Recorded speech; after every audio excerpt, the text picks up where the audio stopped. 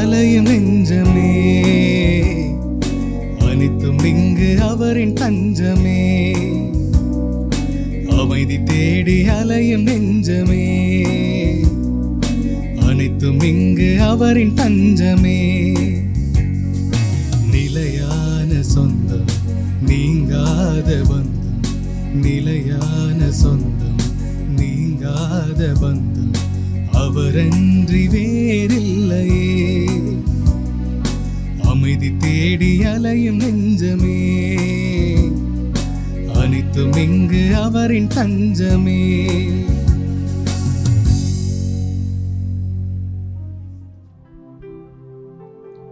தந்தை மகன் தூயாவியாரின் பெயராலே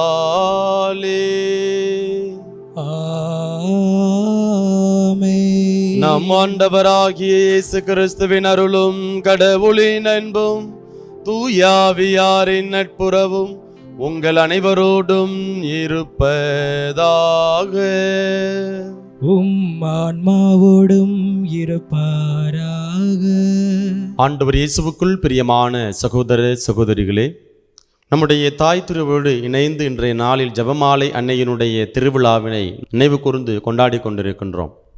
ஜெபமாலை நம்முடைய வாழ்வில் இருக்கக்கூடிய தடைகள், நமக்கு வரக்கூடிய ஆபத்துக்கள் அனைத்திலிருந்தும் நமக்கு விடுதலை தரக்கூடியவையாக, பாதுகாப்பை கொடுக்கக்கூடியவையாக இருக்கின்றன. இந்த ஜெபமாலை அன்னை மரியாளுக்கு முக்கியத்துவம் கொடுப்பதல்ல, மாறாக இந்த ஜெபமாலையில் ஆண்டவருடைய வார்த்தையை நாம் தியானிக்கின்றோம். ஆண்டவருடைய வார்த்தையை நாம் தியானிக்கின்ற பொழுது நமக்கு விடுதலை கிடைக்கின்றது, ஆசீர்வாதம் கிடைக்கின்றது என்பதைத்தான் இன்றைய விழா நமக்கு எடுத்துரைக்கின்றது. ஆகவே இந்த ஜெபமாலையை நாம் ஒவ்வொரு நாளும் தியானிப்போம். அன்னை மரியாளுடைய பரிந்துரையை நாம் நாடுவோம். அவர் கொடுக்கக்கூடிய ஆசீர்வாதங்களை பெற்றுக்கொள்வோம். இத்தகைய அருள்வரத்தை வேண்டி தொடர்ந்து இந்த பலியில் மன்றாடுவோம். இந்த தூய மறை நிகழ்வை நாம் தகுந்த விதத்தில் கொண்டாட நமக்கு தடையாக இருக்கக்கூடிய குற்றங்களை ஏற்று மனம் வருந்துவோம்.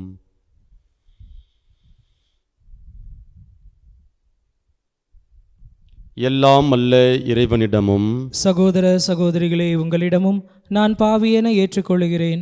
ஏனெனில் என் சிந்தனையாலும் சொல்லாலும் செயலாலும் கடமையில் தவறியதாலும் பாவங்கள் பல செய்தேன். என் பாவமே, என் பாவமே, என் பெரும் பாவமே.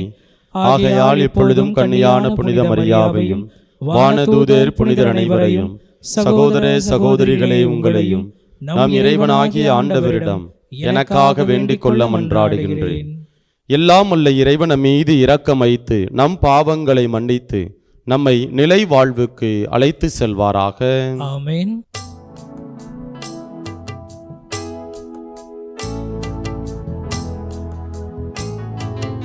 ஆண்டவரே இரக்கமாயிரும், ஆண்டவரே இரக்கமாயிரும், ஆண்டவரே இரக்கமாயிரும். கிறிஸ்துவே இரக்கமாயிரும், கிறிஸ்துவே இரக்கமாயிரும், கிறிஸ்துவே இரக்கமாயிரும். ஆண்டவரே இரக்கமாயிரும், ஆண்டவரே இரக்கமாயிரும், ஆண்டவரே இரக்கமாயிரும்.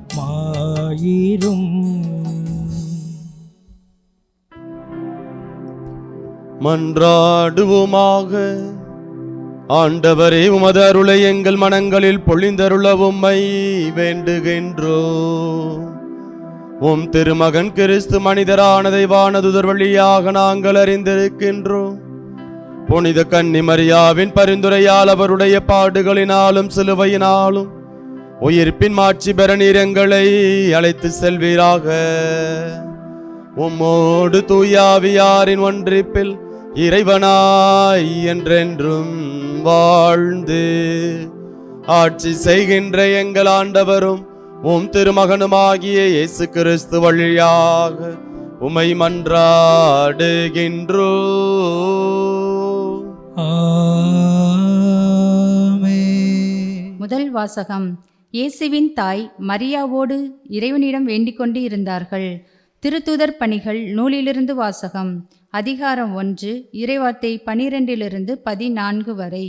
இயேசு விண்ணேற்றம் அடைந்த பின் திருத்தூதர்கள் ஒலிவ மலையிலிருந்து எருசலேமுக்கு திரும்பினார்கள். இம்மலை எருசலேமுக்கு அருகில் ஓய்வு நாளில் செல்லக்கூடிய தொலையில் உள்ளது.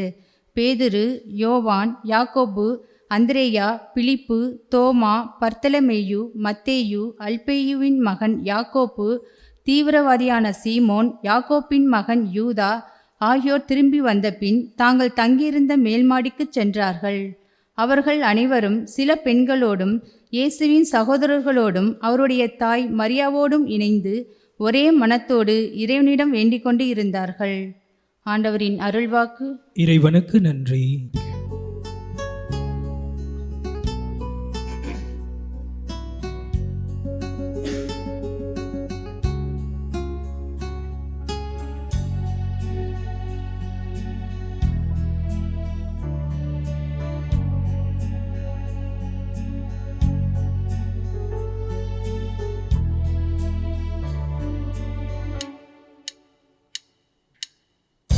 ஒன்றுமில்லாமலே நின்ற என்னை கைப்பிடித்து நடத்தும் பேரன்பு, எந்தன் பெரும் குறைகள் கண்ட பின்னும் நெஞ்சோடு சேர்க்கும் பேரன்பு. ஒன்றுமில்லாமலே நின்ற என்னை கைப்பிடித்து நடத்தும் பேரன்பு, எந்தன் பெரும் குறைகள் கண்ட பின்னும் நெஞ்சோடு சேர்க்கும் பேரன்பு. இந்த நல்ல தெய்வத்திற்கு நான் என்ன செய்து நன்றி சொல்லுவேன்? எந்த நற்ப ஜீவிதத்தை நான் உந்தன் முன்பே சமர்ப்பிக்கலாம். இந்த நல்ல தெய்வத்திற்கு நான் என்ன செய்து நன்றி சொல்லுவேன்? எந்த நற்ப ஜீவிதத்தை நான் உந்தன் முன்பே சமர்ப்பிக்கலாம். ஒன்றுமில்லாமலே நின்ற என்னை கைப்பிடித்து நடத்தும் பேரன்பு, எந்தன் பெரும் குறைகள் கண்ட பின்னும் நெஞ்சோடு சேர்க்கும் பேரன்பு.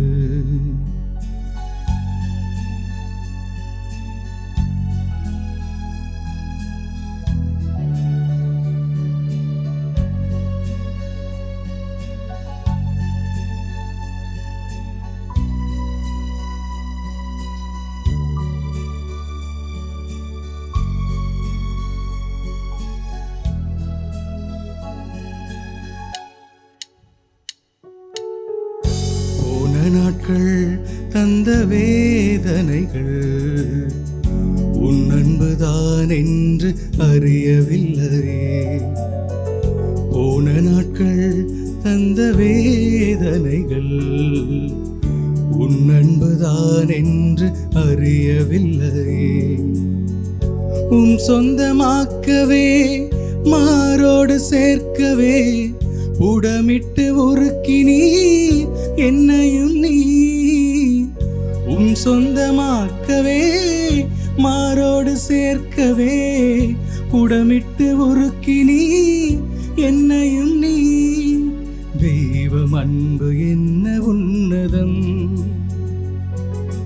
தெய்வம் அன்பு என்ன உன்னதம்.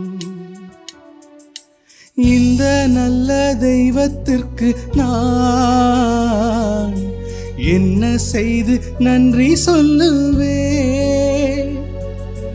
எந்த நற்ப ஜீவிதத்தை நான் உந்தன் முன்பே சமர்ப்பிக்கலாம்.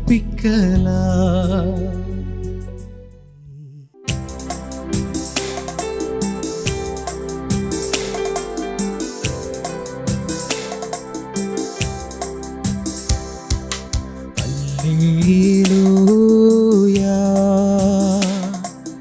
அல்லேலூயா அல்லேலூயா அல்லேலூயா. அருள் நிறைந்த மரியே வாழ்க, ஆண்டவர் உம்முடனே, பெண்களுள் நீர் பேறு பெற்றவர். அல்லேலூயா அல்லேலூயா அல்லேலூயா அல்லேலூயா.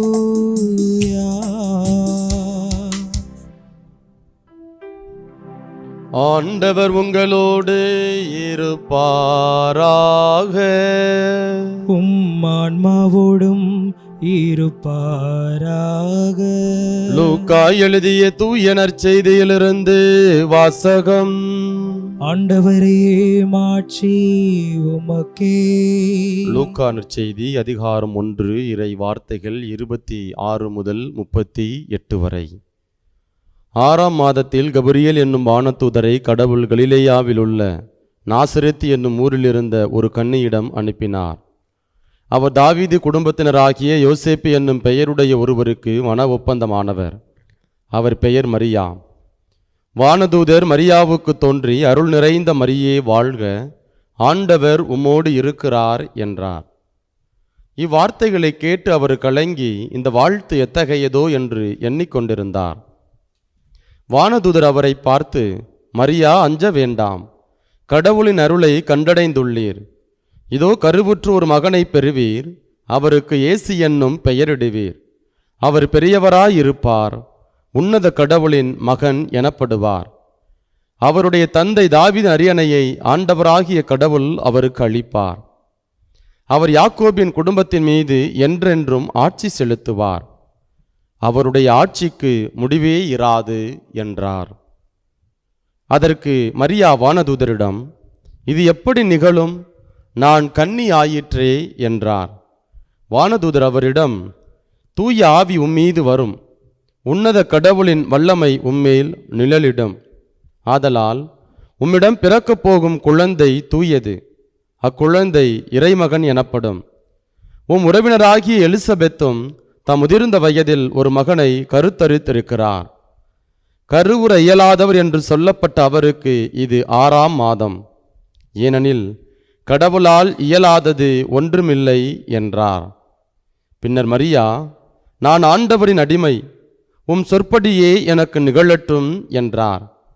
அப்பொழுது வானதூதர் அவரை விட்டு அகன்றார். ஆண்டவரின் அருள்வாக்கு. கிறிஸ்துவே உமக்கு புகழ்.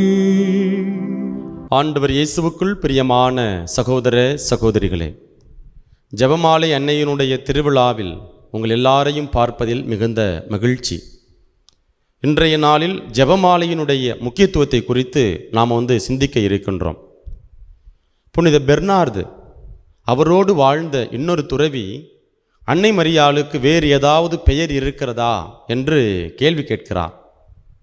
பெர்னார்து மிக அழகாக கூறுகின்றார், அன்னை Mariyal Mary is an ascendant and descendants என்று குறிப்பிடுகின்றார். அதாவது மண்ணுலகில் இருக்கக்கூடிய நம்முடைய மன்றாட்டுக்களை, நம்முடைய தேவைகளை விண்ணுலகில் இருக்கக்கூடிய கடவுளிடத்தில் எடுத்து செல்வதும், விண்ணுலகில் கடவுள் நமக்கு கொடுக்கக்கூடிய ஆசீர்வாதங்களை, அந்த கொடைகளை நமக்கு பெற்று கொடுப்பதற்காக மண்ணுலகிற்கு வருவதும் தான் அன்னை மரியாளுடைய பணி என்று புனித பெர்னார்து குறிப்பிடுகின்றார். உண்மையிலேயே அவருடைய கூற்று நமக்கு மிக பொருந்தக்கூடிய ஒன்றாக இருக்கின்றது. அதே போல் இன்னும் அன்னை மரியாளுக்கு இன்னொரு பேர் கொடுக்கின்றார். அது என்ன அப்படின்னா சீயிங் அண்ட் ஹேசனிங், உணர்தல் அண்டு விரைந்து செல்லுதல். இதற்கு ஒரு சிறந்த எடுத்துக்காட்டு நம்ம எங்கே பார்க்கலாம் அப்படின்னா யோவான் நற்செய்தி அதிகாரம் 2 பார்க்குறோம். கானாவூர் திருமணம்.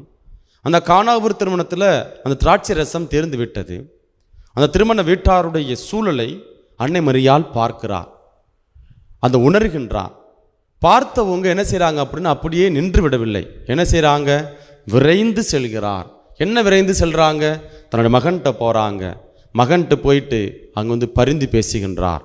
ஏதாவது இந்த வீட்டுக்கு செய்ப்பா, இந்த திருமண வீட்டாருடைய அந்த குறைகளை தேவைகளை நீ நிறைவேற்றிருப்பா அப்படின்னு சொல்லி அங்கு தன்னுடைய திருமகனிடத்திலே விரைந்து சென்று அவர்களுக்காக பரிந்து பேசுகின்றார். இதைதான் புனித பெர்னார்து அன்னை மரியாளை குறித்து பேசுகின்ற பொழுது சீயிங் அண்ட் ஹேசனிங், உணர்தல் அண்ட் விரைந்து செல்லுதல். அதே போல் இன்னும் ஒருபடி மேலே அன்னை மரியாளை குறித்து பெர்னார்து இவ்வாறு கூறுகின்றார். 1000 கண்களை உடையவள் அன்னை மரியாள்.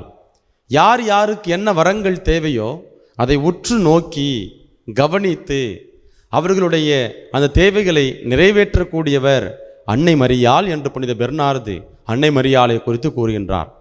இப்படிப்பட்ட பல்வேறு விதமான பெருமைகளையும் புண்ணியங்களையும் மதிப்புகளையும் கொண்டிருக்கக்கூடிய அன்னையினுடைய விழாவினைத்தான் இன்றைய நாளில் நாம் ஜெபமாலை அன்னையினுடைய திருவிழாவாக நாம் கொண்டாடி கொண்டிருக்கின்றோம். இப்போ இந்த ஜெபமாலையினுடைய வரலாறு எப்படி உருவானது? தொடக்க காலகட்டத்தில், குறிப்பாக இந்த துறவு வாழ்க்கை வாழ்ந்த அந்த ஒரு காலகட்டங்களில் துறவிகள் என்ன செய்வாங்க அப்படின்னா இந்த திருப்பாடல் 150ஐயும் ஒவ்வொரு நாளும் அவர்கள் ஜெபம் செய்து கொண்டே இருப்பார்கள், தியானித்து கொண்டே இருப்பாங்க. அப்படி இந்த படிக்காத துறவிகளுக்கு என்ன செய்வது என்று அவர்கள் சிந்தித்த பொழுது இவங்க என்ன செய்கிறாங்க அப்படின்னா இந்த ஜெபமாலையை அவர்களுக்கு கற்றுக் கொடுக்கிறார்கள்.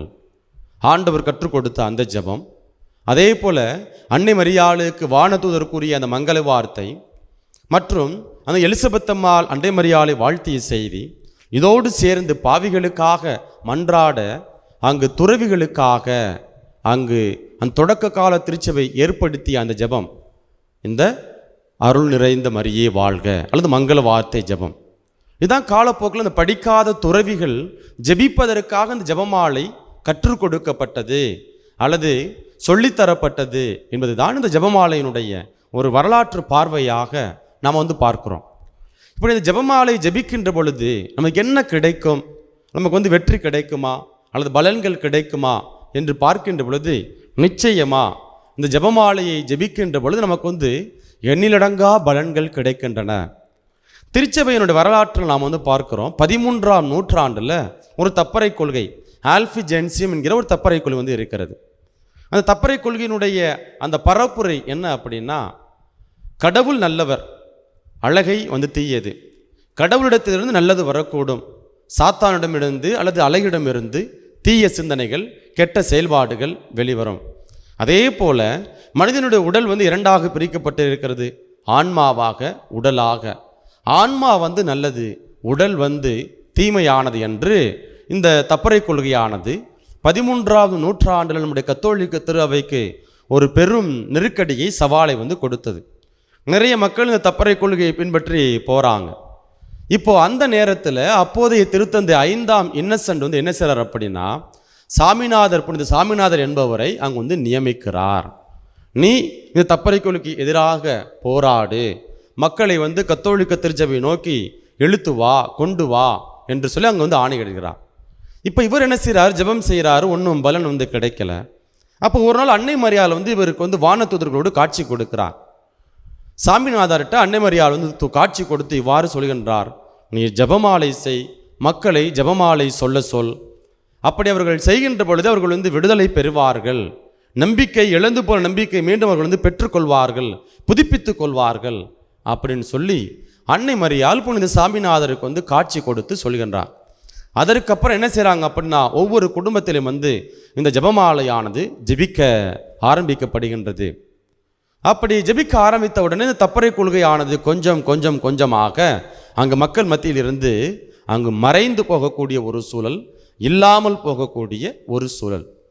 ஆக இந்த ஜெபமாலை ஜெபிக்கின்ற பொழுது தப்பறை கொள்கைகள், கடவுளுக்கு எதிரான கொள்கைகள் எதெல்லாம் இருக்கின்றதோ அது எல்லாம் கொஞ்சம் கொஞ்சம் கொஞ்சமாக அழிந்துவிடும் என்பதைத்தான் இந்த நிகழ்வானது நமக்கு வந்து எடுத்துரைக்கின்றது. அதே போல் 16ஆம் நூற்றாண்டில் இன்னொரு நிகழ்வு நடக்கின்றது. துருக்கியர்களுக்கும் கிறிஸ்தவர்களுக்கும் போர் நடக்கிறது. கடலில் வந்து நடக்கிறது. அப்போ அந்த துருக்கியர்கள்ட்ட வந்து 300 கப்பல்கள் வந்து இருந்ததாக வரலாறு வந்து கூறுகின்றன. இப்போ கிறிஸ்தவ மக்கள்கிட்ட இவ்வளவு பெரிய இந்த துருக்கியர்களை எதிர்த்து போராடுவதற்கு தேவையான அந்த கப்பலோ அல்லது ஆள்பலமோ அந்த வலிமையோ அவங்களுக்கு வந்து இல்லை. இப்போ இந்த நேரத்தில் அப்போதைய திருத்தந்தை 5ஆம் பத்திநாதர் வந்து என்ன செய்கிறார் அப்படின்னா, எல்லா மக்களையும் ஜெபமாலை சொல்லுங்க அப்படின்னு சொல்லி அவங்க வந்து அறிவிப்பு கொடுக்கின்றார். இப்போ அந்த போர் நடந்து முடியும் வரை எல்லா இடங்களிலும் வந்து ஜெபமாலையானது ஜெபிக்கப்படுகின்றது. இப்போ போர் முடிகின்றது. இப்போ அந்த போரின் இறுதியில் வந்து எத்தனை கப்பல்கள் வந்து இருக்குங்க அப்படின்னா 13 கப்பல்கள் தான் வந்து துருக்கியர்கள்ட்ட இருந்ததாக வரலாறு சொல்லப்படுகின்றது. அப்போ இந்த மற்ற கப்பல்கள்லாம் எங்கே போய்விட்டன? ஒருவேளை அந்த கடலில் வந்து அமுங்கி போயிருக்கலாம், மூழ்கி போயிருக்கலாம், அல்லது வந்து கிறிஸ்தவர்களால் வந்து கைப்பற்றப்பட்டு இருக்கலாம் என்பதுதான் இந்த ஒரு வரலாற்று பார்வையாக நமக்கு இருக்கிறது. இந்த வரலாறு எதுவாக இருந்தாலும் அடிப்படையில் இந்த வெற்றி கிடைப்பதற்கு கிறிஸ்தவர்கள் இந்த வெற்றியை சுவைப்பதற்கு எது அடித்தளமாக இருந்தது அப்படின்னா, அவர்கள் ஜெபமாலையை அவர்கள் ஜெபித்தார்கள். இந்த எப்பொழுதெல்லாம் நம்முடைய வாழ்க்கையில் பிரச்சனைகள் வருகின்றதோ, துன்பங்கள் வருகின்றதோ, அப்பொழுதெல்லாம் நாம் வந்து ஜெபமாலையை ஜெபிக்கின்ற பொழுது நமக்குள் இருக்கக்கூடிய அந்த தடைகள் எல்லாம் கொஞ்சம் கொஞ்சம் கொஞ்சமாக அகன்று போய்விடுகின்றன என்பதுதான் இந்த 2 நிகழ்வுகளும் நமக்கு எடுத்துரைக்கக்கூடிய ஒன்றாக இருக்கின்றது. 1994 ருவாண்டாவில் ஒரு இனப்படுகொலை வந்து நடக்கிறது. அந்த இனப்படுகொலையில் பார்த்தோம் அப்படின்னா ஒரு சுவாரஸ்யமான நிகழ்வு வந்து நமக்கு வந்து நடக்கிறது. அந்த நிகழ்வு என்ன அப்படின்னா, 91 நாட்கள் இம்மாக்குலேட் என்கிற அந்த பெண்மணி அவரோடு இணைந்து மற்ற 6 பெண்மணிகள் 7 பேரும் சேர்ந்து கழிப்பறைக்குள்ள அந்த இனப்படுகொலையிலிருந்து தங்களுடைய உயிரை காப்பாற்றிக் கொள்வதற்காக கழிப்பறைக்குள்ளே அவர்கள் வந்து ஒளிந்து கொண்டு இருக்கிறார்கள். 91 நாட்கள் அந்த கழிப்பறைக்குள்ளே அவர்கள் வந்து இருந்து இருக்கிறார்கள். இந்த 91 நாட்களும் அவர்கள் உயிரோடு வாழ்வதற்கு, அந்த ஆபத்திலிருந்து அவர்கள் வந்து விடுதலை பெறுவதற்கு எது உதவியாக இருந்தது அப்படின்னா ஜெபமாலை தான். அது அந்த இம்மாக்குலேட் என்கிற அந்த பெண்மணி வந்து நீங்கள் யூடியூப்ல கூட நீ போட்டு பார்க்கலாம். அந்த ருவாண்டா 1994 நடந்த அந்த போர் இனப்படுகொலை நீங்கள் யூடியூப்ல அல்லது கூகுளில் நீங்கள் வந்து ப்ரௌஸ் பண்ணி பார்த்தீங்க அப்படின்னா நம்ம நிச்சயமாக அதோட வரலாற்றை நான் வந்து பார்த்து கொள்ளலாம். அதே போல் இந்த இம்மாக்குலேட் என்கிற அந்த பெண்மணியினுடைய வாக்குமூலத்தை, சாட்சியத்தை நீங்கள் வந்து பார்க்கலாம். அந்த பெண்ணினுடைய சாட்சி நமக்கு வந்து நம்பிக்கை கொடுக்கக்கூடியதாக, நம்முடைய வாழ்க்கையில் இன்னும் நாம் ஜெபமாலைக்கு வந்து அதிக முக்கியத்துவம் கொடுக்க வேண்டும் என்பதை நமக்கு வந்து உணர்த்தக்கூடிய ஒன்றாக நமக்கு வந்து இருக்கிறது. ஆக இந்த 3 நிகழ்வுகளையும் நாம் வந்து தொகுத்து பார்க்கின்ற பொழுது ஜெபமாலை அன்னை மரியாள் நமக்கு கொடுத்த ஒரு மிகப்பெரிய பொக்கிஷம், அல்லது கடவுள் நமக்கு கொடுத்த ஒரு மிகப்பெரிய பொக்கிஷமாக இருக்கின்றது. இந்த வரலாற்றில், திருச்சபையின் வரலாற்றை படிக்கின்ற பொழுது ஆங்காங்கு பல்வேறு விதமான பிரச்சனைகள், போர்கள், தப்பறை கொள்கைகள் அல்லது இனப்படுகொலைகள், இப்படி பல்வேறு விதமான பிரச்சனைகள் வந்து இருக்கின்றன. இப்போ இப்படிப்பட்ட பிரச்சனைகள் எல்லாம் இருக்கின்ற பொழுது அந்த மனிதர்கள் என்ன செய்கின்றார்கள்? அன்னை மரியாளை நாடுகின்றார்கள், அந்த ஜெபத்தை சொல்லுகின்றார்கள். அந்த ஜெபம், மங்கள வார்த்தை ஜெபம் அல்ல ஜெபமாலை அவர்கள் வந்து ஜெபிக்கின்றார்கள். ஜெபமாலை அவர்கள் ஜெபிக்க ஜெபிக்க அவர்களுக்குள்ளே ஒரு ஆசீர்வாதம் அங்கு கடந்து வருவதை நாம் வந்து பார்த்தோம்.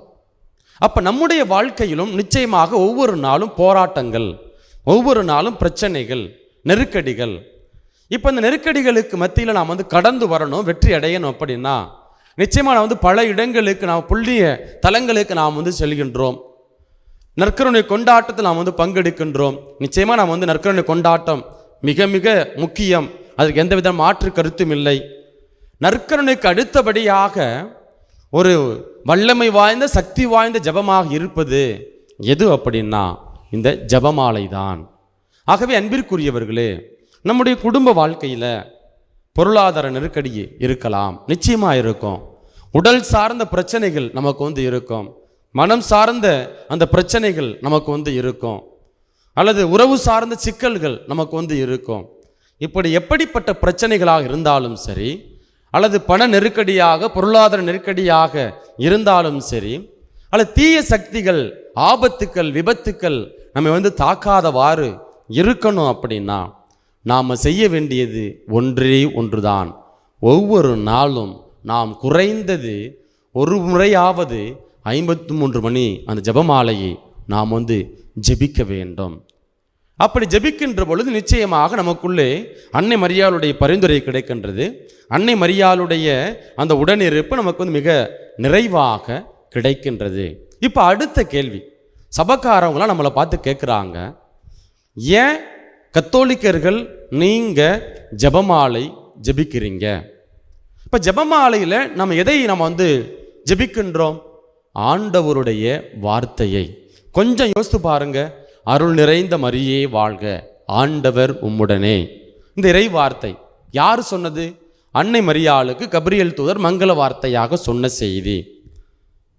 அதற்கடுத்தபடியாக எலிசபெத்தம்மாள் அன்னை மரியாளை வாழ்த்திய செய்தி. இதைத்தான் வந்து ஜெபமாக நாம் வந்து சொல்லுகின்றோம். இறுதியில் தான் நாம் என்ன செய்கிறோம் அப்படின்னா, பாவிகளாய் இருக்கிற எங்களுக்காக இப்பொழுதும் எப்பொழுதும் எங்கள் இறப்பின் வேளையிலும் வேண்டிக் கொள்ளும் ஆமேன். இந்த பகுதி எப்பொழுது நமக்கு வந்து தொகுக்கப்படுகின்றது என்று பார்க்கின்ற பொழுது, 4ஆவது நூற்றாண்டில் தொடக்க கால திருச்சபையில் அந்த திரு அவை தந்தையர்கள், திருத்தந்தை என்ன செய்கிறாங்க அப்படின்னா, இந்த அன்னை மரியாளுக்கு முக்கியத்துவம் கொடுக்க வேண்டும், அன்னை மரியாளுடைய அந்த உதவியை நான் வந்து நாட வேண்டும் என்பதற்காக அங்கு அன்னை மரியாளிடம் ஜெபிப்பதற்காக அந்த மங்கள வார்த்தையினுடைய 2வது பகுதியானது தொகுக்கப்படுகின்றது. அப்போ அடிப்படையில் நாம் அந்த ஜெபமாலை நாம் வந்து ஜெபிக்கின்ற பொழுது நாம் ஆண்டவருடைய வார்த்தையை நாம் வந்து துதிக்கின்றோம். ஆண்டவருடைய வார்த்தையை நாம் வந்து ஜெபம் செய்கின்றோம். இன்னும் ஒருபடி மேலாக ஜெபமாலையில் வரக்கூடிய அந்த மறையுண்மைகளை பாருங்களேன். மகிழ்ச்சி நிறை மறையுண்மைகள், துயர் நிறை மறையுண்மைகள், அதே போல் மாட்சிமை நிறை மறையுண்மைகள், ஒளியின் மறையுண்மைகள். இந்த 4 மறையுண்மைகள் வரக்கூடிய அந்த ஒவ்வொரு காரியங்கள், அது இதெல்லாம் எதை குறித்து நாம் தியானிக்கின்றோம்? இயேசுவினுடைய வாழ்வு, இயேசுவினுடைய பிறப்பு, இயேசுவினுடைய பாடுகள், இயேசுவினுடைய உயிர்ப்பு, அவர் இந்த உலகில் செய்த ஆற்றிய பணிகள். இதுதான் இந்த ஜெபமாலையில் அந்த 4 மறையுண்மைகளும் நமக்கு வந்து சுட்டி காட்டக்கூடிய ஒன்றாக அல்லது உணர்த்தக்கூடிய ஒன்றாக நமக்கு வந்து இருக்கிறது. இதில் எங்கேயாவது நாம் வந்து அன்னை மரியாளை உயர்த்தி பிடிச்சிருக்கிறோமா, தூக்கி பிடிச்சிருக்கிறோமா? நிச்சயமாக இல்லை. மாறாக இயேசுவை தான் இந்த ஜெபமாலையில், இயேசுவை, அவருடைய பாடுகளை, அவருடைய பிறப்பை, அவருடைய உயிர்ப்பை, அவர் இந்த உலகில் செய்த புதுமைகளை, வல்ல செயல்களை நம்ம என்ன செஞ்சு கொண்டிருக்கிறோம் அப்படின்னா, நாம் வந்து தியானித்து கொண்டிருக்கின்றோம். அப்போ ஆண்டவருடைய வார்த்தையை தியானிக்கின்ற பொழுது, ஆண்டவருடைய வார்த்தையை நாம் மனவலிமை ஜெபமாக சொல்லுகின்ற பொழுது, திரும்ப திரும்ப ஆண்டவருடைய வார்த்தையை நாம் வந்து வாசிக்கின்ற பொழுது, சொல்லுகின்ற பொழுது, ஜெபிக்கின்ற பொழுது நமக்குள் இருக்கக்கூடிய அந்த தடைகள், நம்முடைய அந்த பிரச்சனைகள், உடல் நோய்கள், மனப்பாரங்கள், மனச்சுமைகள் எல்லாமே என்ன செஞ்சிருது அப்படின்னா கொஞ்சம் கொஞ்சம் கொஞ்சமாக போய்விடுகின்றது. அதனால தான் நம்மளுடைய கத்தோலிக்க திரு அவை என்ன செய்யுது அப்படின்னா, குறைந்தது ஒரு நாளைக்கு நம்ம வந்து ஒரு முறையாவது இந்த ஜெபமாலையை நாம் ஜெபிக்க வேண்டும் என்று நமக்கு வந்து வலியுறுத்துகிறது. ஆகவே அன்பிற்குரியவர்களே, இப்போ இந்த ஜெபமாலையினுடைய முக்கியத்துவம், ஜெபமாலையினுடைய வரலாறு, ஜெபமாலை நமக்கு கொடுக்கக்கூடிய விடுதலை என்ன என்பதை குறித்து நாம் வந்து ஆழமாக நாம் வந்து சிந்தித்திருக்கின்றோம். இப்போ நம்முடைய வாழ்க்கையில் இந்த ஜெபமாலை நமக்கு வந்து பலன் கொடுக்கணும் அப்படின்னா, அல்லது நாம் வந்து ஆசீர்வாதத்தை பெற்றுக்கொள்ளணும் அப்படின்னா, நிச்சயமாக கண்டிப்பாக ஒவ்வொரு நாளும் நாம் எல்லாருமே ஜெபமாலையை ஜெபிக்க வேண்டும்.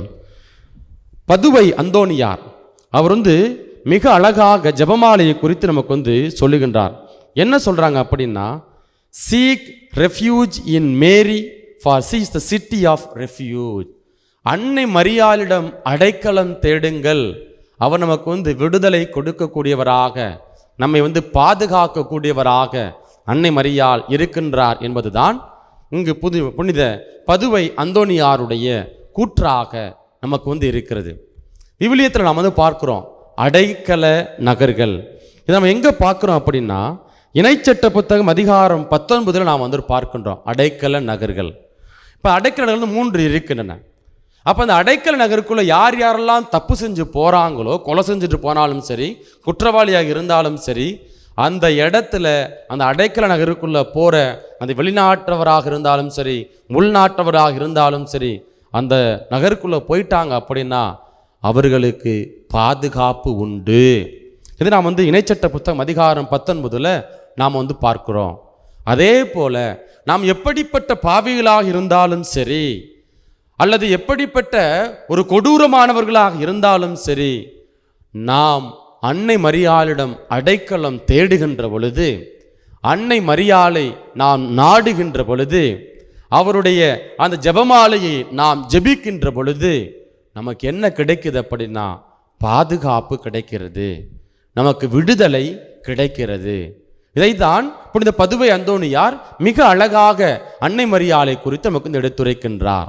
ஆகவே அன்பிற்குரியவர்களே, ஜெபமாலை அன்னையினுடைய திருவிழாவினை நினைவு கூறக்கூடிய இந்த நாளில் இந்த விழா உங்களுக்கும் எனக்கும் கொடுக்கக்கூடிய சிந்தனை என்ன என்று பார்க்கின்ற பொழுது, நீங்கள் ஆண்டவருடைய வார்த்தையை நீங்கள் தியானியுங்கள். ஆண்டவருடைய அந்த வாழ்வு அங்கு சுருக்கமாக அந்த ஜெபமாலையிலே கொடுக்கப்பட்டிருக்கிறது. ஆகவே இந்த ஜெபமாலையில் யார் முக்கியமாக இருக்கிறார்? ஆண்டவர் இருக்கிறார். ஆண்டவருடைய வார்த்தை அங்கு மையமாக இருக்கிறது. ஆகவே ஆண்டவருடைய வார்த்தையை மையமாக வைத்து நாம் ஜெபிக்கின்ற பொழுது நமக்கு விடுதலை உண்டு. இதைதான் அன்னை மரியாள் இன்றைய நாளிலே நமக்கு ஒவ்வொருவருக்கும் எடுத்துரைக்கின்றார். ஆகவே ஜெபமாலையை ஜெபிப்போம். திருத்தந்தை பிரான்சிஸ் அவர்கள் இவ்வாறு கூறுகின்றார்கள், ஜெபமாலை ஜெபிப்பதற்கே அணிவதற்கல்ல.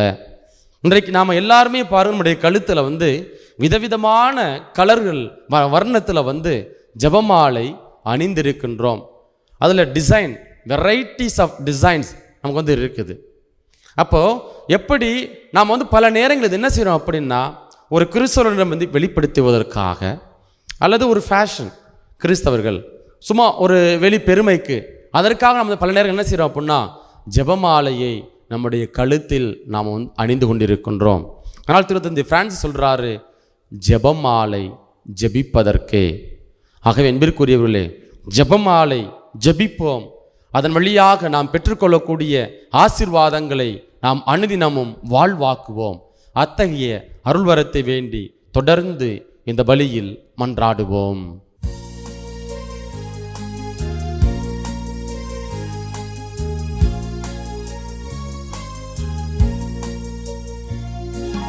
நாங்கள் தந்த காணிக்கை எல்லாம் இரட்சகர் கொடுத்தது, மேகம் சிந்தும் நீர்த்துளி எல்லாம் பூமி கொடுத்தது. காலங்கள் மாறும், கோலங்கள் மாறும்,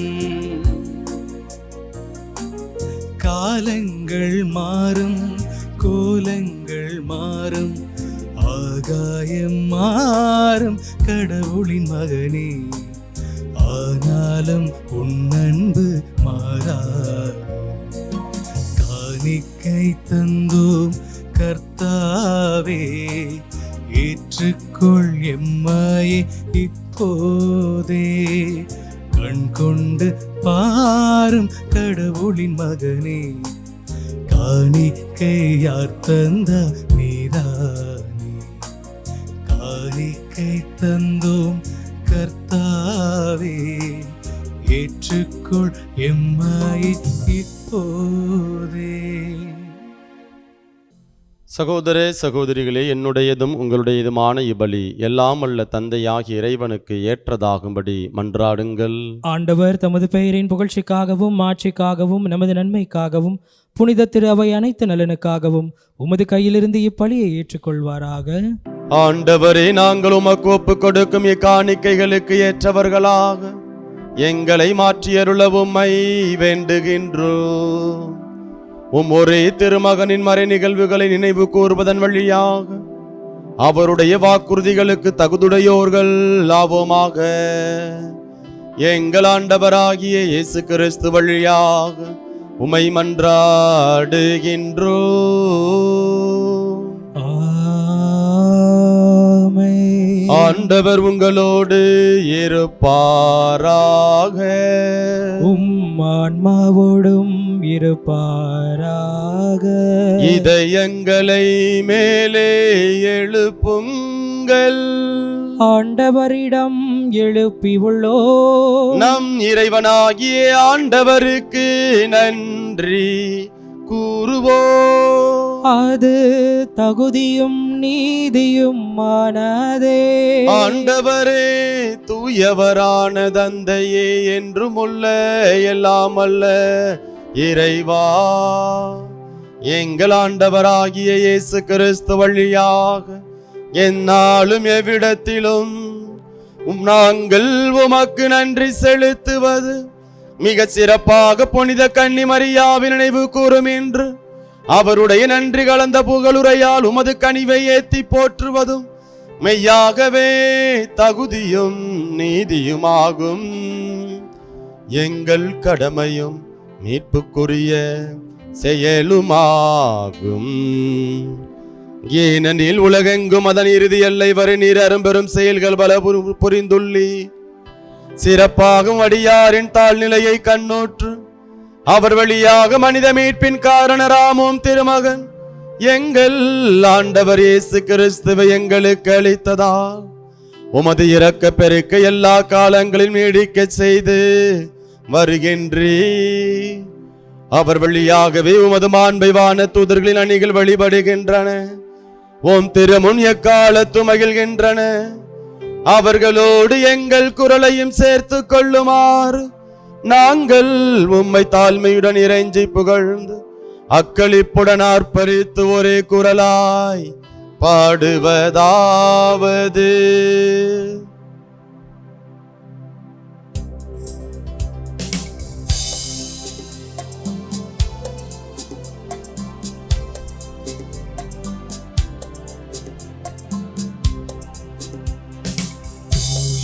தூயவர் தூயவர் வான் படைகளின் கடவுளமாண்டவர். விண்ணகமும் மண்ணகமும் உமது மாட்சியால் நிறைந்துள்ளன. உன்னதங்களிலே ஓசன்னா. ஆண்டவர் பெயரால் வருகிறவர் ஆசீர் பெற்றவர். உன்னதங்களிலே ஓசன்னா, உன்னதங்களிலே ஓசன்னா, ஓசன்னா, ஓசன்னா. ஆண்டவரே, நீர் மெய்யாகவே தூயவர், தூய்மை அனைத்துக்கும் முற்று. ஆகவே உம்முடைய ஆவியை பொழிந்து இக்காணிக்கைகளை தூய்மைப்படுத்த உம்மை வேண்டுகின்றோம். இவ்வாறு எங்கள் ஆண்டவர் இயேசு கிறிஸ்துவின் உடலும் இரத்தமுமாக எங்களுக்கு இவை மாறுவனவாக. அவர் பாடுபட உளம் கனிந்து தம்மை கையளித்த போது அப்பத்தை எடுத்து நன்றி செலுத்தி அதை பிட்டு தம் சீடர்களுக்கு அளித்து கூறியதாவது: அனைவரும் இதிலிருந்து பெற்று உண்ணுங்கள், ஏனெனில் இது உங்களுக்காக கையளிக்கப்படும் என் உடல்.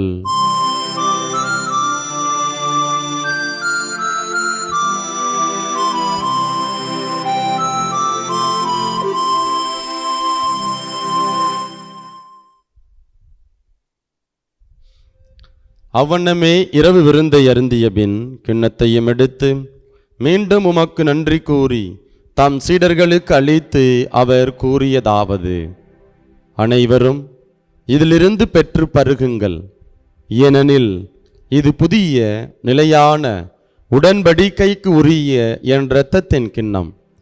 இது பாவ மன்னிப்புக்கென்று உங்களுக்காகவும் பலருக்காகவும் சிந்தப்படும். இதை என் நினைவாக செய்யுங்கள்.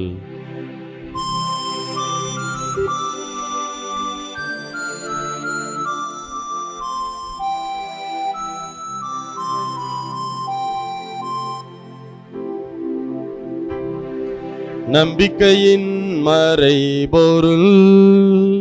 ஆண்டவரே, நீர் வருமளவும் உமது இறப்பினை அறிக்கையிடுகின்றோம், உமது உயிர்ப்பினையும் எடுத்துரைக்கின்றோம். ஆகவே ஆண்டவரே, நாங்கள் கிறிஸ்துவின் இறப்பினையும் உயிர்ப்பினையும் நினைவு கூர்ந்து வாழ்வு தரும் அப்பத்தையும் மீட்பளிக்கும் கிண்ணத்தையும் உமக்கு ஒப்புக் கொடுக்கின்றோம். உம் திருமுனின்று உமக்கு ஊழியம் புரிய தகுந்தவர்கள் என எங்களை ஏற்றுக்கொண்டீர். எனவே உமக்கு நன்றி செலுத்துகின்றோம்.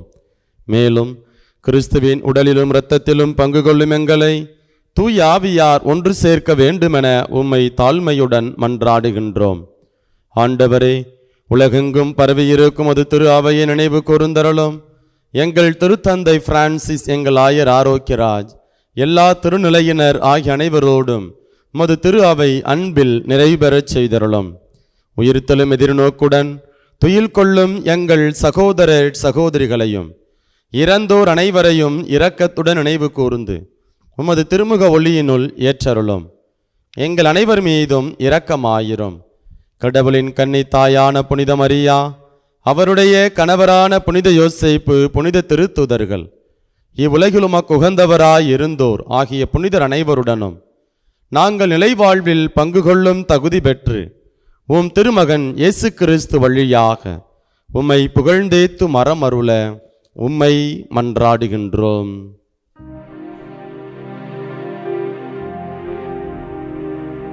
இவர் வழியாக இவரோடு இவரில் எல்லாம் அல்ல இறைவனாகிய தந்தையே, தூய ஆவியாரின் ஒன்றிப்பில் எல்லா புகழும் ஆட்சியும் என்றென்றும் உமக்கு உரியதே. ஆமென், ஆமென், ஆமென்.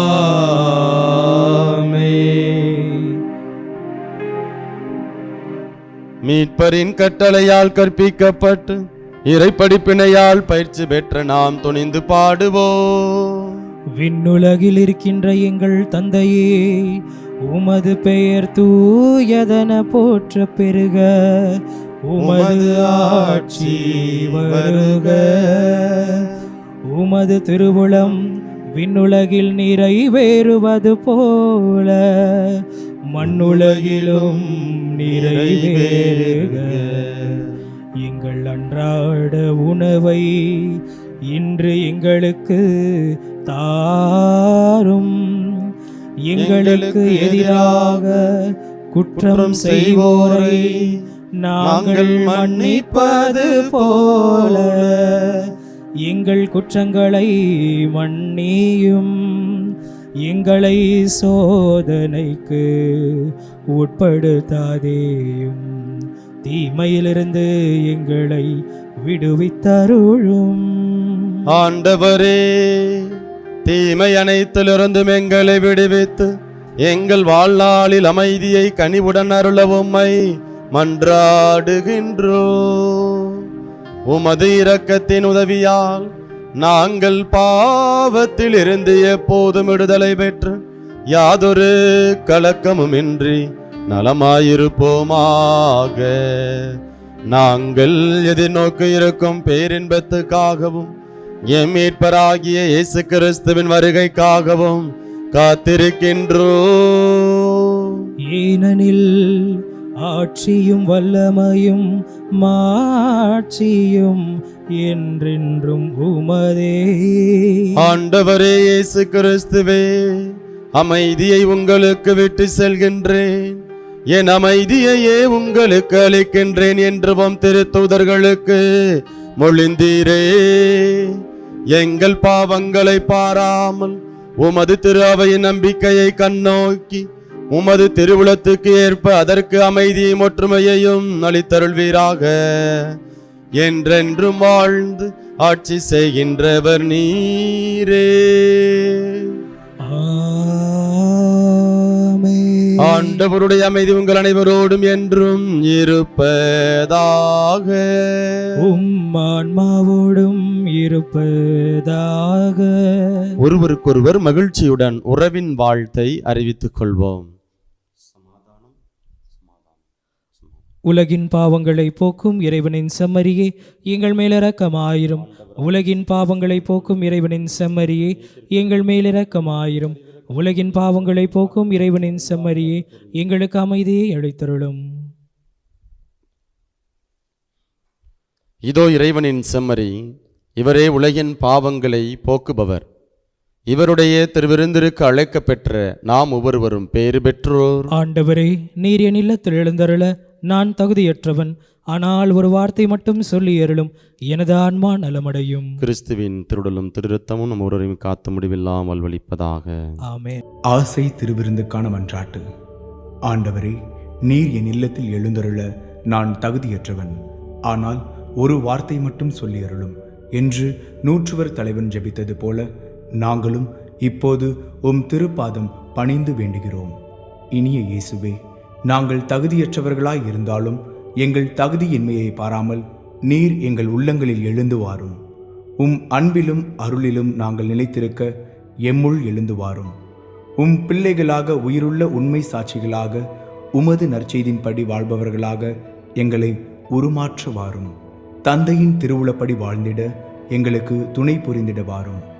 நன்மை செய்வதில் ஆர்வமுள்ளவர்களாய், தீமைகள் அனைத்திலிருந்தும் விடுதலை பெற்றவர்களாய் வாழவும் எங்களை வழிநடத்த வாரும். எல்லா நலன்களும் வளங்களும் எங்களை நிரப்ப வாரும். ஆமேன். ஆண்டவர் இயேசுவுக்குள் பிரியமான சகோதர சகோதரிகளே, கல்வாரி மலையில் அந்த சிலுவை நடியில் அன்னை மரியாளும் யோவானும் நின்று கொண்டிருக்கிறார்கள். இதோ உம் மகன், இதோ உம் தாய் என்று அங்கு ஒருவர் மற்றவருக்கு துணையாக அன்னை மரியாளை நம் ஆண்டவர் இயேசு கிறிஸ்து கொடுத்ததை நாம் அந்த இயேசுவினுடைய அந்த கல்வாரி பாடுகளின் நிகழ்விலே நாம் பார்க்கின்றோம். நாம் யாரும் அபலைகளாக இருந்துவிடக்கூடாது, கைவிடப்பட்டவர்களாக அனாதைகளாக இருந்துவிடக்கூடாது. நமக்கென்று ஒரு தாய் இருக்கிறார், அந்த தாயிடம் நீங்கள் வாருங்கள் என்று ஆண்டவர் நமக்கு இன்றைய நாளிலே ஜெபமாலை அன்னையினுடைய திருவிழாவை கொண்டாடி கொண்டிருக்கக்கூடிய இந்த வேளையிலே நம் ஒவ்வொருவருக்கும் அழைப்பு விடுக்கின்றார். ஆகவே இந்த நேரத்திலே மனிதர்கள் கைவிட்டு விடலாம், ஆனால் ஆண்டவர் நம்மை கைவிடாதவராக, நம்மை வழிநடத்தக்கூடியவராக, நமக்கு இரக்கம் காட்டக்கூடியவராக, நமக்கு ஒரு வளமான வாழ்வை அமைத்துக் கொடுக்கக்கூடியவராக ஆண்டவர் இருக்கின்றார். ஆகவே அந்த ஆண்டவரை நோக்கி, இறைவா உம்மை போல் யார் உண்டு என்கின்ற அந்த பாடல் வழியாக நாம் உற்சாகமாக ஆண்டவர் நமக்கு செய்த எல்லா விதமான காரியங்களுக்கும் நன்மைகளுக்கும் நாம் நன்றி செலுத்தி அவரை ஆராதித்து துதித்து பாடுவோம். உம்மை போல் யாருண்டு என் இயேசுவே, உம்மை போல் யாருண்டு இப்பூவில் எனக்கு உம்மை தவிர, உம்மை போல் யாருண்டு.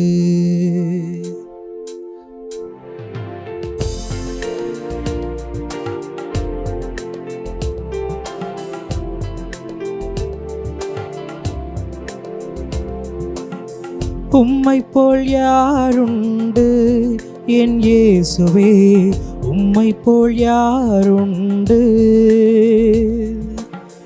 இப்பூவில் எனக்கு உம்மை தவிர, உம்மை போல் யாருண்டு இப்பூவில் எனக்கு உம்மை தவிர, உம்மை போல் யாருண்டு. இதோ ஆண்டவனுடைய இதயத்தின் எண்ணங்களை, இதயத்தில் இருக்கக்கூடிய உணர்வுகளை புரிந்து கொள்ளக்கூடியவராக ஆண்டவர் இருக்கிறார். அதே போல நம்முடைய விருப்பத்தை எல்லாம் நிறைவேற்றக்கூடியவராக ஆண்டவர் இருக்கின்றார். ஆகவே நம்முடைய இதயத்தின் உணர்வுகளை, நம்முடைய வழிகளை அறிந்த கடவுளிடத்திலே, நம்முடைய இயக்கங்களை புரிந்து கொண்டிருக்கக்கூடிய கடவுளிடத்திலே ஒப்புக் கொடுப்போம். ஆண்டவரே, என்னை ஒப்புக் கொடுக்கிறேன், என்னுடைய வழிகளை ஒப்புக் கொடுக்கிறேன், என்னுடைய உணர்வுகளை ஒப்புக் கொடுக்கிறேன், என்னுடைய மகிழ்ச்சியை ஒப்புக் கொடுக்கிறேன். ஏதோ மனிதர்கள் என்னை புரிந்து கொள்ளாமல் இருக்கிறார்கள், ஆனால் நீர் ஒருவர் மாத்திரமே என்னை புரிந்து கொள்ளக்கூடியவராக, நீர் என்னை ஏற்றுக்கொள்ளக்கூடியவராக இருக்கிறீர் என்பதை நான் நம்புகின்றேன் ஆண்டவரே என்கின்ற அந்த உணர்வோடு நாம் தொடர்ந்து ஆண்டவரை நாம் துதித்து பாடுவோம். என் இதயம் புரிந்து தேற்றிய உம்மை போல் யாருண்டு? என் விருப்பம் அறிந்து உதவிய உம்மை போல் யாருண்டு? என் இதயம் புரிந்து தேற்றி உம்மை போல் யாருண்டு? என் விருப்பம் அறிந்து உதவிய உம்மை போல் யாருண்டு? உம்மை போல் யாருண்டு? என் இயேசுவே, உம்மை போல் யாருண்டு? இப்போவில் எனக்கு உம்மை தவிர உம்மை போல் யாருண்டு? ஊதாரி மனிதனுடைய பாவங்களை மன்னித்தவர், விபச்சாரத்தில் பிடிபட்ட பெண்ணினுடைய பாவங்களை மன்னித்தவர், இதோ நம்முடைய பாவங்களை மன்னிக்கக்கூடியவராக, இதோ நம்முடைய சாபங்களிலிருந்து நமக்கு விடுதலை கொடுக்கக்கூடியவராக, ஆசீர்வாதத்தை கொடுக்கக்கூடியவராக ஆண்டவர் இருக்கிறார். ஆகவே அந்த ஆண்டவரிடத்திலே நம்மையே சரணாகதி ஆக்குவோம். ஆண்டவரே, இதோ நாங்கள் உம்மை போல் புதிய மனிதர்களாக, ஒவ்வொரு நாளும் பிறருக்கு உதவக்கூடிய மக்களாக, பிறருக்கு ஆசீர்வாதங்களை கொடுக்கக்கூடிய மக்களாக நாங்கள் சிறப்புற, ஆண்டவரே எங்களுக்கு தேவையான ஆவியின் வல்லமையை, அக்கினியின் வல்லமை எங்களுக்கு தாரும் ஆண்டவரை என்று சொல்லி இந்த நேரத்தில் நாம் தொடர்ந்து ஆண்டவரை ஆராதித்து பாடுவோம். என் பாவத்தை இரத்தத்தால் கழுவிய உம்மை போல் யாருண்டு? என் சாபத்தை சுமந்து நீக்கிய உம்மை போல் யாருண்டு? என் பாவத்தை இரத்தத்தால் கழுவிய உம்மை போல் யாருண்டு? என் சாபத்தை சுமந்து நீக்கி உம்மை போல் யாருண்டு? உம்மை போல் யாருண்டு? என் இயேசுவே, உம்மை போல் யாருண்டு? இப்போவில் எனக்கு உம்மை தவிர உம்மை போல் யாருண்டு? உம்மை போல் யாருண்டு? உம்மை போல் யாருண்டு? அன்பு ஆண்டவரை, நாங்கள் உமக்கு நன்றி செலுத்துகின்றோம். இதோ எங்களுக்கென்று ஒரு குடும்பத்தை கொடுத்த கிருபைக்காக, நாங்கள் மகிழ்ச்சியோடு பாதுகாப்போடு வாழ்வதற்கு ஏற்ற சூழலை உருவாக்கி கொடுத்ததற்காக, இதோ எங்களுக்கு நிரந்தர வேலை வாய்ப்பை கொடுத்ததற்காக, எங்களுடைய குடும்பத்திலே அமைதியை கொடுத்ததற்காக, சமாதானத்தை கொடுப்பதற்காக நாங்கள் நன்றி செலுத்துகின்றோம் ஆண்டவரே. இதோ இந்த நேரத்தில் நாங்கள் ஒப்புக் கொடுக்கின்றோம், எங்களையே ஒப்புக் கொடுக்கின்றோம். எங்கள் உச்சந்தலை முதல் உள்ளங்கால் வரை அனைத்து உடல் உறுப்புகளையும் ஒப்புக் கொடுக்கின்றோம் ஆண்டவரே. இதோ இந்த நாளில் உம்முடைய தாயினுடைய விழாவை நாங்கள் சிறப்பித்துக் கொண்டிருக்கின்றோம் தகப்பனே. ஜெபமாலை என்பது இதோ எங்களுக்கு வரக்கூடிய ஆபத்துகளிலிருந்து பாதுகாக்கக்கூடிய ஒரு ஆயுதம். அன்னை மரியாளுடைய பரிந்துரையையும் அவருடைய துணையையும் நாடக்க எங்களுக்கு நீர் கற்றுக் கொடுத்திருக்கின்ற ஆண்டவரே, அதற்காக நாங்கள் நன்றி செலுத்துகின்றோம் தகப்பனே. அன்பு ஆண்டவரே, இதோ நீர் எங்களுடைய உணர்வுகளை எல்லாம் அறிந்து கொள்ளக்கூடிய கடவுளாக நீர் இருக்கின்றீர். அதற்காக நாங்கள் உமக்கு நன்றி செலுத்துகின்றோம் தகப்பனே. எங்களை ஆசீர்வதியும் ஆண்டவரே, எங்களுடைய குடும்பங்களை ஆசீர்வதியும் தகப்பனே. எங்களுடைய குடும்பத்திலே அமைதி நிலவுவதாக, சமாதானம் நிலவுவதாக, ஒற்றுமை கிடைப்பதாக, எங்களுக்கு தேவையான பொருளாதார வளங்களை நிறைவாய் நீர் தந்தருள்வீராக. இதோ எங்களுடைய பிள்ளைகளுக்கு நல்லதொரு கல்வியையும் ஞானத்தையும் நீர் தந்தருள்வீராக. அன்பு ஆண்டவரே, இதோ எங்களுடைய குடும்பத்தில் இருக்கக்கூடிய ஒவ்வொருவருக்கும் நிரந்தர வேலை வாய்ப்பையும் நல்ல வருமானத்தையும் ஏற்படுத்தி கொடுத்தருளும்படியாய் நம்மிடம் கெஞ்சி மன்றாடுகின்றோம்.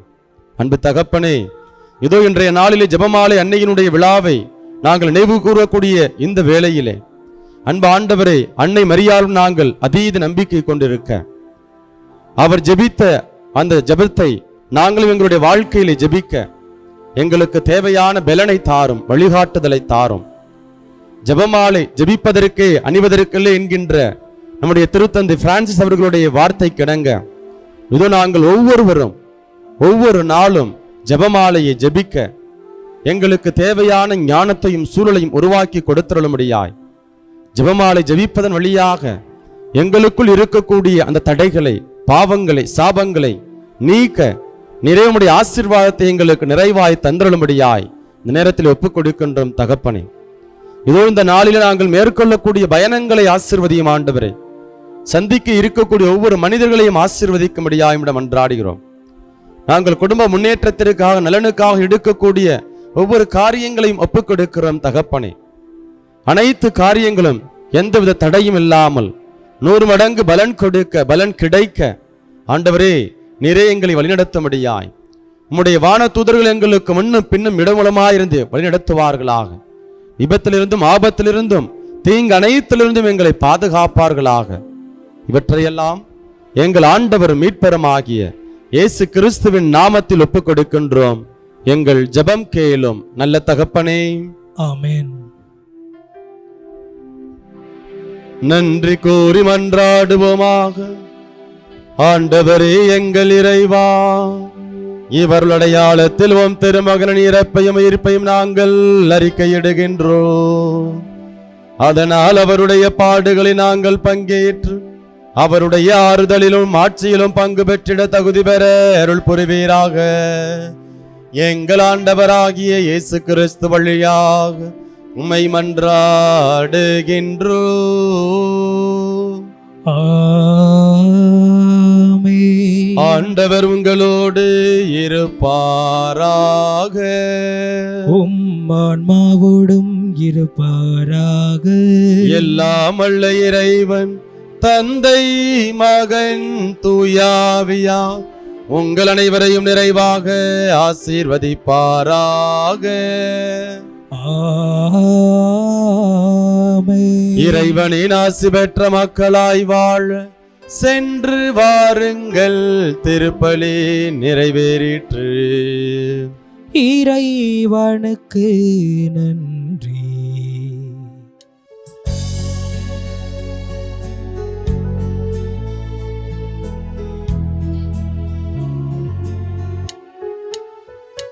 புகழ்வாய் மனமே, இசைப்பாய் கானமழை, பணிவாய் உலங்களே, மேரி மாதா சந்நிதியில்.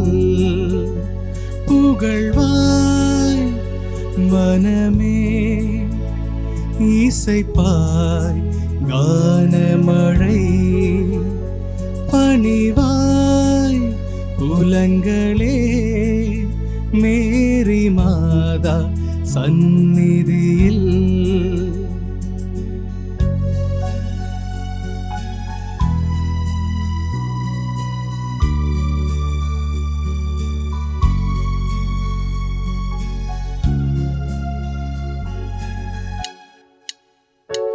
அவள்தான் உன் அன்னையே, உனக்காய் ஜெபிப்பவளுமே,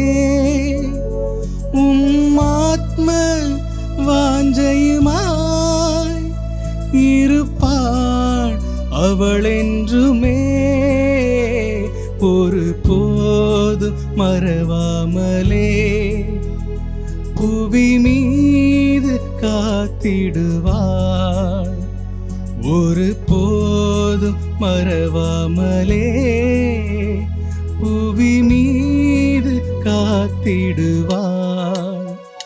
புகழ்வாய் மனமே, இசைப்பாய் கானமழை, பணிவாய் புலங்களே, மேரி மாதா சந்நிதியில்.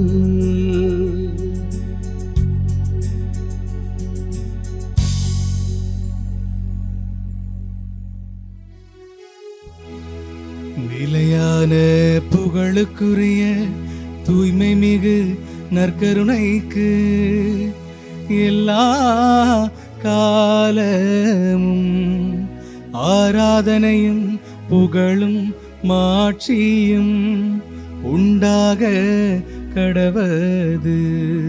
தந்தை மகன் தூயாவின் பேராலே ஆமென்.